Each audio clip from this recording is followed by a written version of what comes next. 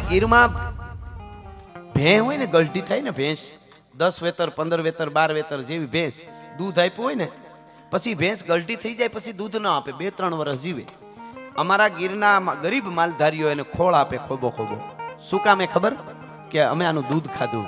પછી કતલખાનેથી કપાવાવાળાને આવીને એમ કહી દે ને 7-8 હજાર આપી દેશું, હવે તમને ક્યાં દૂધ દેવાની છે, અમને આપી દો નહીં. તો એ હું કે અરર આનું અમે 10 વેતર 15 વેતર દૂધ ખાધું, અમારી માં કહેવાય, ભલે મરી જાય કાં હાવજ ખાઈ જાય, સિંહ ખાઈ જાય, તમને ખાટકી વાળે ન દઈ. ગીરમાં અમારે ભેંને નથી દેતા 15 વેતર દૂધ ખાધું હોય, અને ભણેલા માણસો મા બાપને વૃદ્ધાશ્રમમાં મૂકી આવે છે કે આમાં ભણેલું કોણ એ પણ વિચારવું જોશે. બહુ માવડીઓ અહીં વિદેશ રહેતા ને અહીં લાઈવ જોતા હોય તો હું કહું છું, અહીં તમારા માવતર રહેતા હોય ને એ રાજી રે, કાયમ એકવાર વિડીયો કોલ કરી લેજો. બીજું કાંઈ નથી જોતું એને પ્રેમ જોઈ છે, બધું ઢગલા કરી દો, કાંઈ ન જોઈ. જેમ ઓલો એક દાખલો છે, મેળામાં એક બેન નીકળેલા મેળામાં, અને એમાં એ બેનનો દીકરો ખોવાઈ ગયો, જુદો પડી ગયો. 2 માણસ મેળામાં ગયેલા, દીકરો ખોવાઈ ગયો, પછી કોકના હાથમાં આવ્યો તે બધા રમકડા આપતા હતા. પેલા એ દીકરો છે ને એને માને કહેતો તો, માં મને આ રમકડા લઈ દે, આ લઈ દે. પછી કોક પૈસા વાળો માણસ હતો, એ જોઈ ગયો કે એકલો દીકરો પડી ગયો છે, તો હું રમકડા લઈ દઉં. રમકડાનો ઢગલો કરી દીધો, કાલે જ ક્યાં જોઈ રમકડા તારે આમાંથી? ઓલો બાળક કે મારે એકોય રમકડા નથી જોતા, મારે મારી માં જોઈ છે, માં જોઈ છે, માં જોઈ. હવે સાંભળજો, 1 કલાકમાં પોલીસે દીકરાને ગોતી લીધો મેળામાં, એના માની ભેગો કર્યો. એની માં રાજી થઈ ગઈ, ખૂબ રોય, મારો લાલ, મારો બાપ, મારો વિહામો. અને પછી એના પતિને કીધું ગાડી કાઢો, મેળો નથી કરવો, ઘરે વયું જવું છે. એટલે ગાડી નીકળી. ગાડી ગામડેથી મેળામાંથી નીકળી, પણ શેરે જે ઘેરે રહેતા હતા ને 2 માણસ, એ બાજુ ગાડી ન વાળી, એના પતિએ ગામડા બાજુ વાળી. એની પત્નીએ કીધું તમે ક્યાં ગાડી વાળો છો? મારો દીકરો માંડ મેળ્યો, મને કંઈક થાય છે, મારે હવે ઘરે વહી જાવ, મારે ક્યાંય નથી જવું. ગાડી આમ આપણા ઘર બાજુ લ્યો, આમ ગામડે કેમ જાવ છો? કે એટલા માટે ગામડે જાઉં છું. તારો દીકરો 1 કલાક તારાથી જુદો પડી ગયો, તું ગાંડી થઈ જતી હોય તો મારી માં 10 વર્ષ થા ગામડે બેઠી છે, મારી માની શું હાલત હશે હવે મને ખબર પડી. હા, મારી માં 10 વર્ષથી ગામડે છે, એની શું હાલત છે હવે મારે મારી માં પાસે જવું છે. એ મા બાપ જે છે, આપણે બહુ ધન કમાવો, બહુ દોલત કમાવો, બહુ સારી વાત. આના ઘણા બધા નામ છે. આના એક નામ મને બહુ ગમે, એક નામ આનું છે દોલત. આ 2 વાર લત મારે. લત એટલે લાત. એકવાર ઓચિંતાનો આવી જાય ને બહુ પૈસો, તો પાછળથી લત મારે વાહામાં, તો છાતી કાઢીને ફરતો, મારે ગામની સમાજની જરૂર નથી, ગોટો વળી જાય, હું જરૂર નથી. આ છાતી કાઢીને ફરતો હોય, પછી ઓચિંતાનો વયો જાય ને પૈસો ઘણા આવી જાય ક્યાંક દેણામાં, બધું વયું જાય, તો પછી આગળથી લત મારતી જાય. જાવા ટાણે દોલત આગળથી જાવા ટાણે લત મારે, તો આંકો વળી ગયો હોય. પછી અમારે એક દી રૂપિયાની પેટીઓ ભર્યાતી, તેથી કોઈને હક નહોતો લેવા દેતો, હવે 2 શાનો વાનો હોય કે નહીં? પણ જેનામાં સંસ્કાર ભળી ગયા. સંસ્કાર, હવે સંસ્કાર એટલે શું સાહેબ? તમે કોઈ માણા પૈસા વાળો હોય તમારા ગામમાં, બરોબર, અને એ હવેલી બનાવે મોટી, કરોડો રૂપિયાની હવેલી, અને એમાં એવા ચિત્રો મૂકે, એવો કંડાર કામ કરાવે, આખી દુનિયા જોવે એવું બનાવે, અને પાયો જ ન ગાળે તો પાયા વઈને સીધી ઊભી કરી લેવાની, ગમે ત્યારે કુડું ભૂફ હેઠી આવે કે નહીં. સંસ્કાર છે એ પાયો છે. પૈસા કમાવો, આગળ વધો, ધંધો કરો, બધું, પણ પાયામાં સંસ્કાર હોય કે હું ચૌધરીનો દીકરો છું, ચૌધરીની દીકરી છું, મારાથી આ ના થાય, મારાથી અહીં ઊભું રહેવાય કે ન ઊભું રહેવાય, આ ઈ એને ખબર હોવી જોઈએ.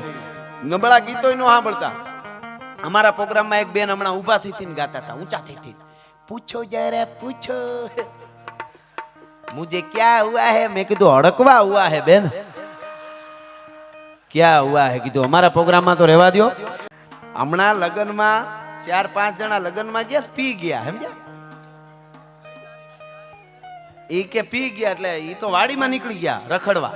એમાં પૂનમ હતી ને, પૂનમ, તો પૂનમ ને દિવસે વાડીમાં, પૂનમ ની રાત હતી એટલે હાલતા હાલતા એક જણ વાડીમાં જોઈ ગયો, તો ચંદ્ર દેખાય ને અંદર, ચંદ્ર ઉપર આવેલો, બરોબર, તો અંદર દેખાણો કે મોટો ગજબ થઈ ગયો.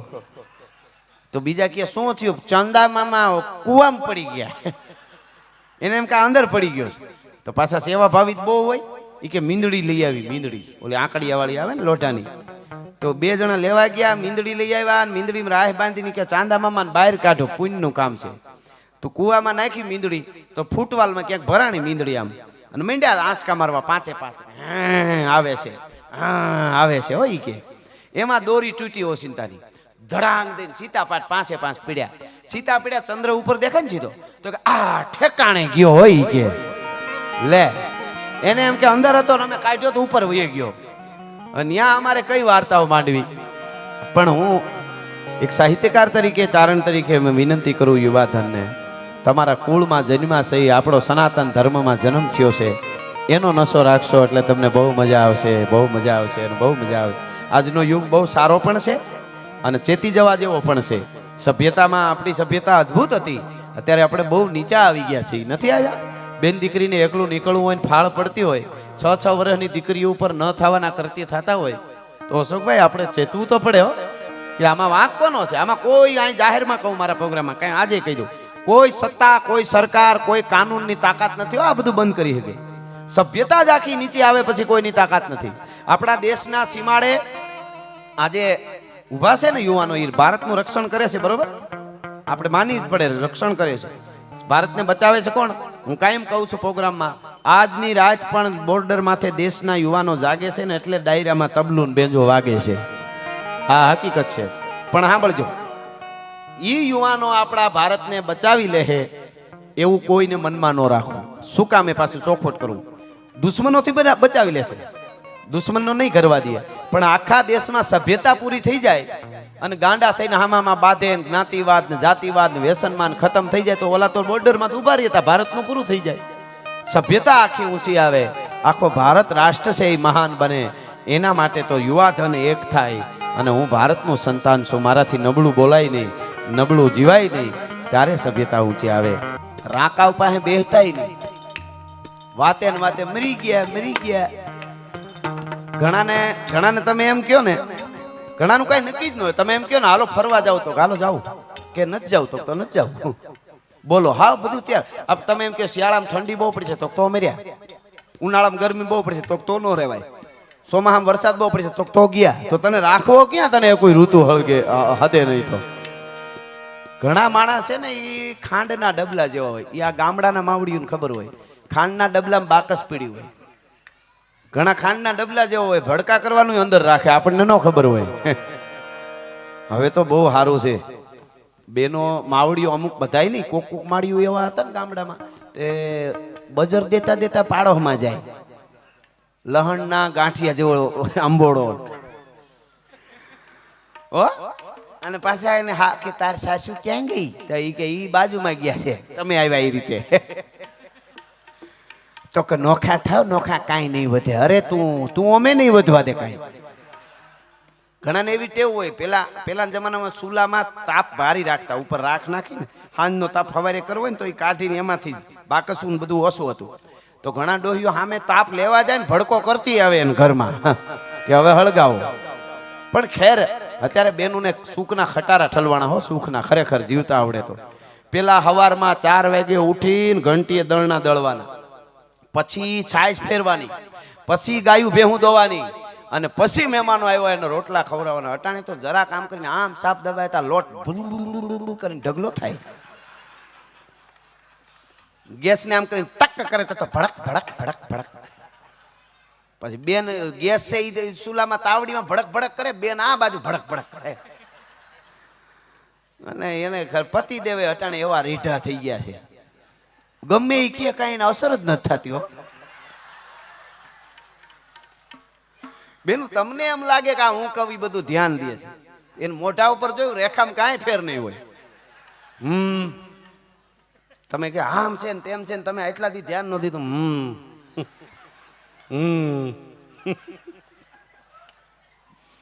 અરે હમણાં એક જણો બાથરૂમમાં નાઈ નીકળ્યો ને તો કે એના ઘરના મોબાઈલ હાથમાં આવી ગયો, સમજ્યા? તો મોબાઈલમાં આમ જોઈને કે આ ઈ કે મુકેશભાઈ બેંજો વાળા કેમ એમ લખે છે બકા ખાઈ લીધું? તારી ભલી થાય, મુકેશભાઈ નથી કોક બીજું છે ડોહું. આયા તમે સંસ્કારની શું વાત કરો? બોલો આપણે શું સંસ્કારની વાત કરે? ઘણાનું સમજે. એક જણો હમણાં ઊંધો લટકાણો તો, ઊંધો પોતાના 2 પગને બાંધીને આમ લટકાણો તો ઊંધો. કોકે કીધું કે ભાઈ કેમ ઊંધા લટકાણા? એ કે માથું બહુ દુખે છે ને માથાની ગોળી ખાધી છે. અમુક ઝીણી વાતો ઉપડે તો ઉપડે.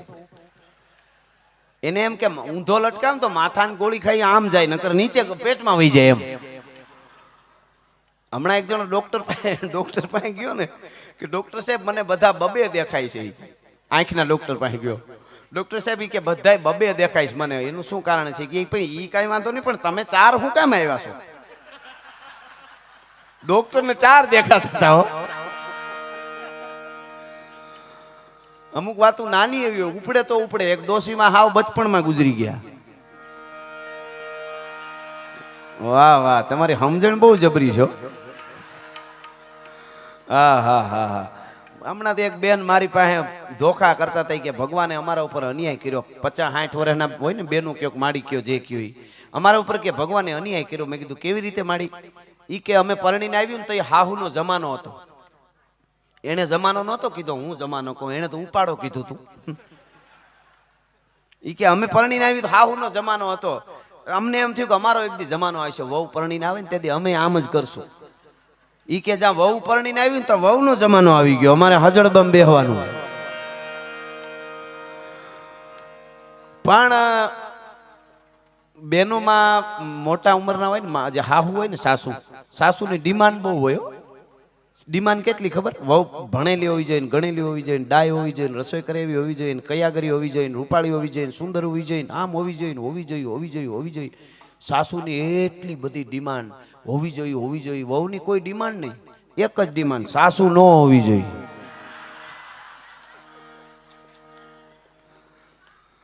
એને મુદ્દો. અમુક તો તમે હમણાં એક જગ્યાએ અમે ચા પાણી પીવા ગયા ને, મિત્ર લઈ ગયા, આવી રીતે ઓસરીમાં બેઠા હતા સમજ્યા. તો બાજુમાં વંડિયાડું બીજું ઘર હતું. તો ત્યાં ડોસીમાં બોલે, હો જેમ આવે એમ બોલે, હે તું આવી છો ને, હે તું મરી ગઈ ને, હે તું બુદ્ધિ વગરની, એની વહુ ઉપર બોલે. તો મેં કીધું કેમ ડોસીમાં એટલા બધા પાડોશમાં બોલે છે? અરે એ કે ડોસીમાં એવા છે જ, 6 મહિનાથી વહુ પરણીને આવી છે, હજી સુધી વહુના મોઢામાં જીભાન નથી જોઈ અમે, કોઈ દી બોલતા નથી સાંભળી. પણ સાસુ હાંજ પડે ને સાસુ બોલ્યા જ કરે, બોલ્યા જ કરે. મેં કીધું પરબારી ખાનદાની નો આંકી લેવાય, જોવું જોઈએ.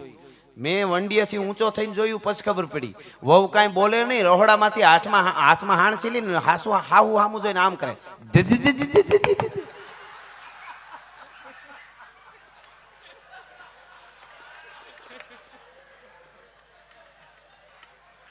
હવે એ કેમ ખબર પડે? હવે આમાં કરી લઈએ અમે કેમ ખબર પડે? હાણસી લાંબી કરે હો, ગજબ છે. મેં કીધું આ તો સમજવું પડે એવું છે. પણ આ તો ઘરનો, હું મનોરંજનનો કલાકાર નથી, વચ્ચે મોજ આવે ક્યારેક હું કરતો રહીશ. પણ આ ધરતી અદ્ભુત છે સાહેબ. કાયમ મારા પ્રોગ્રામમાં કહું છું, અમારા પ્રોગ્રામો એ જ સાંભળી શકે જેની ઉજળી પરંપરા હોય, જેના ઉજળા સંસ્કાર હોય અને જેના લોહીના ગુણ હોય. બાકી લોહીનો ન હોય, કોઈનો ન હોય, એની પાસે કોઈ દી બેહવું નહીં. લોહીનો ન હોય કેનો હોય ભલામાં? નથી ઘણા નીકળી પડ્યા. હું મારા બાપને ગમે એ કહી દે, તો તું તારા બાપના પેટનો જ નથી. જોવું જોઈએ કે નહીં? બાપને કહી દેવાય. ભાગ્યશાળી છે જેના માતુશ્રીના સમાનાર્થે અને પિતાશ્રીના ઋણ અદા કરવા માટે, ઋણ મુક્ત થાય એના માટે આ અશોકભાઈ આવું અદ્ભુત કાર્ય કરે. શું કામે બાપ? મારી કવિતા બહુ આલી હતી, આખા ગુજરાતે સાંભળી. ઉપાધિ કોઈ તું કરીમાં, હજી હું બાપ બેઠો છું, અને જગતમાં કોઈથી ડરમાં, હજી હું બાપ બેઠો છું. હા હા હા. હજી અહીં બેઠેલા ને કહું, પગે લાગીને કહું, દેશ વિદેશથી લાઈવ જોતા હોય ને કહી દઉં, ખૂબ ધન કમાજો, વિદેશ જાઓ, બધી દુનિયામાં ફરો, બધુંય, પણ બાપની માની ખબર કાઢતા રહેજો. બાપ બાપ છે. એક વખત એ ખૂણો ખાલી થઈ ગયો ને પછી બ્રહ્માંડમાં કોઈની ત્રેવડ નથી કે ખૂણો પાછો ભરી હગે. એ પૂરું અને પૂરું, એમાં બીજી વાત ન આવે સાહેબ. હા હા હા, તાકાત છે. આપણને વઢે, આપણે યારે બાંધે, આપણને કરી એને ગમે નહીં, વેડા મોડો કેમ આવે છે, આમ તેમ સહન કરી લેજો. ખૂણો ખાલી થયો પછી ભરાહે નહીં. તું કે ઈ સઘળું તારું, તું કે તો આપ ઉતારું, તારા હાટું જ શું ઘરમાં હજી હું બાપ બેઠો છું. ઉપાધિ કોઈ તું કરમાં, હજી હું બાપ બેઠો છું. અને તારા સંતાપ ખંભે લઈ, જગતના તાપ ખંભે લઈ ફેંકી દઉં 7 સમુદ્રમાં, હજી હું બાપ બેઠો છું. હવેની વાત સાંભળજો. આપણા પાડોહી સારા હોય ને, પાડોહી મિત્રો, હગા વાલા એ સારા હોય ને, તો આપણા માટે એવું વિચારે કે ભાઈ આપણે આગળ આવીએ. એમ કે ભાઈ તું ખૂબ આગળ આવે, એવી ઈચ્છા કરે. હાલો હારા હોય તો, હારા પાડોહી કે હારા હગા કે હારા ભાઈબંધો તેમ કે તું બહુ આગળ આવ, પણ કેટલો ખબર? મારાથી આગળ નહીં. સમજી લેજો, કોઈ બેનું દીકરી હોય તો કોઈ બેનપણી તમારે આગળ આવો એ વિચાર છે, તમારું સારું કાર્ય થાય તો એ બહુ વિચાર, બહુ હરખ થાય ને, પણ કેટલું આગળ આવવા જોઈએ તમે ખબર? એનાથી આગળ નહીં, હું તારી હારે જોઉં તો જ. મિત્રો, એક જ જગતમાં બાપ એવો છે, એક પોતાના દીકરી દીકરા માટે વિચારે મારા કરતા 100 ગણા આગળ આવો તો મને મોજના તોરા છૂટે, તો જ મને મજા આવે. તમે વિચાર કરો. આપણે ત્યાં તો આજે મને વિચાર થાય, હું એક વાત કહી દઉં. આજ આવો પરિવાર બેઠો, ચૌધરી પરિવાર, ઇતર સમાજના મિત્રો બધા ચૌધરી પરિવાર દરેક જ્ઞાતિ જાતિ સાથે જોડાયેલા છે, પ્રેમથી ભાવથી. પણ એક વખત બન્યું હોય છે, તમારા પૂર્વજો ઈ ચૌધરીઓ યુદ્ધના મેદાનમાં ઉતર્યા, લડ્યા, અને તેથી એની બેને વળાવ્યો હોય છે. ભગની વળાવે ભાઈને હેતે શિર ધરીને હાથ. ભગની એટલે બેન.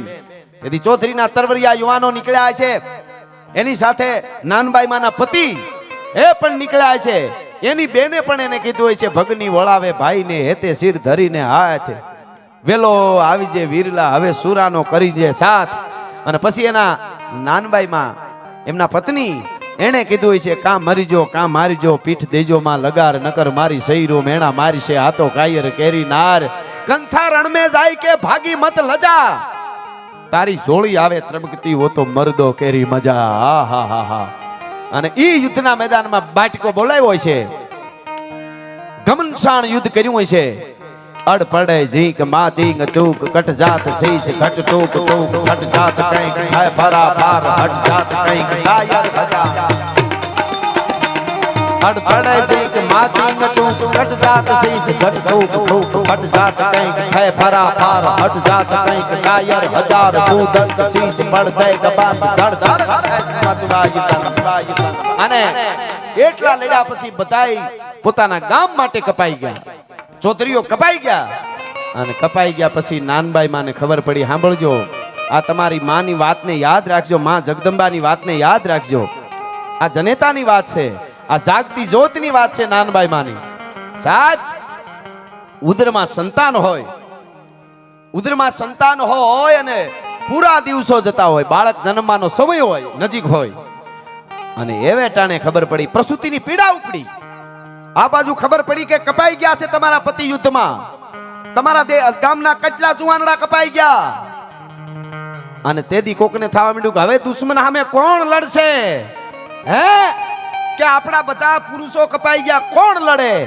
કોણ લડે? અવાજ જેથી સમજો, આ બાજુ બાળકને જન્મ આપ્યો માં નાનબાઈએ, અને આ બાજુ કાને અવાજ આવ્યો કોણ લડશે? તેથી જન્મ્યા ભેગું બાળકને કલ્પના કરજો, કોક દી જન્મા ભેગું બાળકને જેને કહેવાય ખોયામાં નાખી, પીઠ ઉપર બાંધી અને હાથમાં તરવાર લઈને નાનબાઈએ કીધું કોણ લડશે નહીં, હું ચૌધરીની દીકરી નાનબાઈ, હું લડીશ ભલા માણસ યુદ્ધના મેદાનમાં. દુશ્મનોને ખબર પડે સાહેબ, અને તેથી તરવાર લઈને નીકળી જાય, લડે દુશ્મનો હામાં. કંઈક ના માથા કાપ્યા, કંઈક ને વેતરી નાખ્યા, અને દુશ્મનને પાડતા પાડતા એક દુશ્મનની તરવારનો ઘા થાય, કાળા ચડુક ધૂપ કરતું, ધડથી મસ્તક જુદું થાય. ચૌધરી સમાજ, જે ચૌધરી સમાજમાં જેટલી સરનેમ આવતી હોય, એક ચૌધરી સમાજ નહીં, આનું ગુજરાત આખું ગૌરવ લઈ કે ચૌધરી સમાજને કાયમ યાદી કરવી જોઈએ. હારા મોટા પ્રસંગમાં એકાદી વાત આ સમાજમાં થવી જોઈએ. ખબર પડે કે માથું પીડ્યા પછી નાનબાઈમાં ચૌધરીની દીકરી લડી છે ભલા માણસ દુશ્મનની સામે, માથું પીડ્યા પછી લડે. આ ઇતિહાસો ભારત વર્ષના છે, આપણા ઉજળા ઇતિહાસો, એની નોંધ અને આજ સુધી પરચા પૂરે છે. કેટલી ફાઇલોમાં આવી ગયું હોય, ડોક્ટરે કહી દીધું કે આટલા દિવસોમાં આનું પૂરું છે, ફલાણો ફલાણો કેન્સર છે, ફલાણો રોગ છે, અને નાનબાઈ માના ચરણે આવી જાય ને પાછી 15 દી પછી ફાઇલ દેખાડે ને ડોક્ટર એમ કહી દે કંઈક ચમત્કાર છે, અમને નહોતું લાગતું કે આ હાજુ થાય. એવા કેટલાય દાખલા બન્યા છે. કહેવાનો અર્થ મારો શ્રદ્ધા છે, જેને બલિદાન આપ્યું.